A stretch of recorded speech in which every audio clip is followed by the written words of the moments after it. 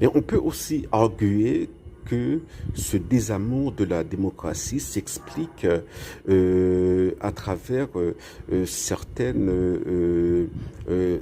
compréhensions de la démocratie hein, qui ont eu le vent en poupe bon, il y a, disons, une vingtaine d'années hein, dans les pays occidentaux où la démocratie était devenue hein, un système pour de protection des minorités. Hein, voilà, bon, il y a des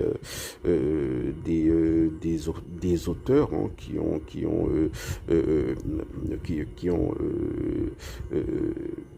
argumenté cela, hein, que la démocratie, qu'un pays démocratique, hein, bon, c'est juste un endroit où des gens peuvent venir d'ailleurs comme ça et reconstituer leur culture dans cet espace. Donc c'est un espace, hein, voilà, où des cultures, c'est un espace multiculturel. Hein, voilà, c'est Charles Taylor.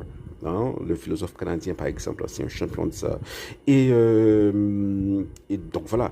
Et il y a eu une réaction contre cette manière de penser la démocratie.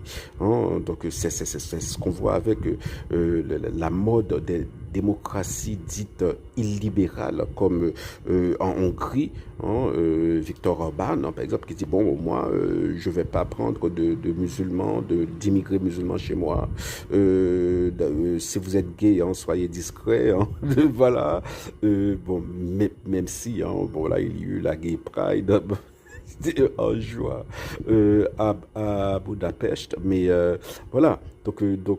Mais il y a un attrait pour les démocraties illibérales maintenant en Europe, hein, dans plusieurs pays européens et, euh, et,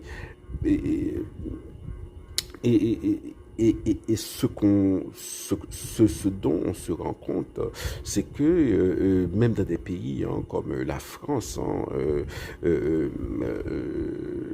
voilà, bon, des pays qui sont de facto multiculturels, il y a une vraie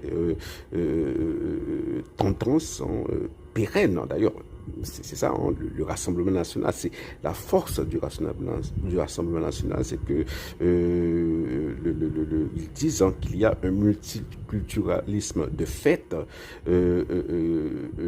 que, selon le Front national, que la majorité des Français